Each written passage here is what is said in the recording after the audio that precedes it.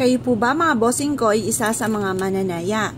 At na-issue po mga bossing ko na kayo po mga bossing ay makabayad sa mga pagkakautang o laging walang pera kaya kayo ay tumataya. Ngayon po mga bossing, may i-recommenda ako sa inyo na pwede nyong gawin. Basta kayo po ay naniniwala sa ganitong mga pamamaraan para mabilis matupad ang ating mga pinapangarap sa buhay. Ngayon po mga bossing, gagamitan natin ito ng mga dahon ng laurel. Ito po mga bossing ay may mga number na sa inyo kung gusto niyo po itong tayaan. Pero masasabi ko lamang, ano man po mga bossing, kailangan kung ano man po yung mga numero ninyong tatayaan, ay ito ay inyong tatayaan talaga. Dahil baka kayo ay nag-wish beat po dito, pero iba naman ang inyong tatayaan. Ngayon po mga bossing, syempre huwag tayong aasa sa pagtaya-taya. Kailangan po mga bossing ko, tayo po ay maging double time sa pagkayod kung kayo ay may trabaho or kung kayo po ay may negosyo. Kailangan mga bossing ko, positive lamang mga bossing. Ito po may mga numero dito mga bossing at nasa inyo kung gusto niyo po itong gayahin. Ito po mga bossing ko, mga numero na paborito natin at mga edad po natin. Ngayon po mga bossing, ano po ba ang numerong ito? Ito ay may 7, 10, 27, 41, 43 at ganoon din po mga bossing ko ang numero 18. Ayan. Ngayon po, nasa inyo po, parang ano ko lang po, trip lang po ito kung ano pong gustong numero.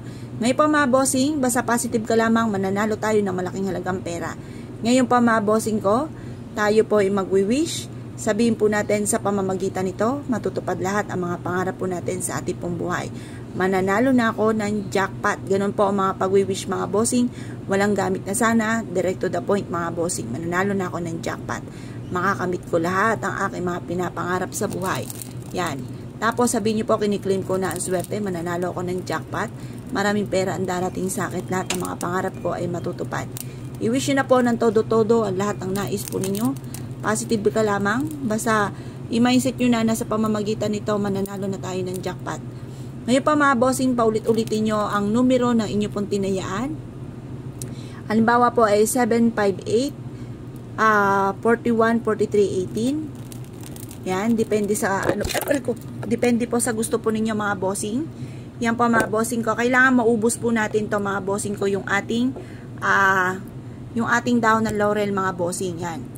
Nadali tuloy itong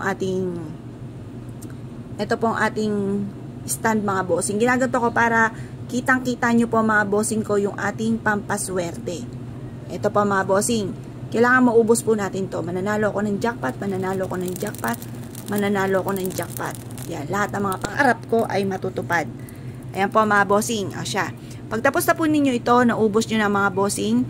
Ito po mga bossing ko, positive ka lamang, makakamit natin lahat ng ating mga pinapangarap sa buhay. Tingnan nyo po mga bossing ko ang ating kandila. Mayang akala mo yung nagdidiwang, masaya po siya. Malakas yung sindi po niya mga bossing. Proven po ito na napakaswerte. Kung gusto nyo pong gawin po ito muli mga bossing ko, gawin nyo po ito muli at ito i-a-adjust ako sa lagi kayo suswertihin.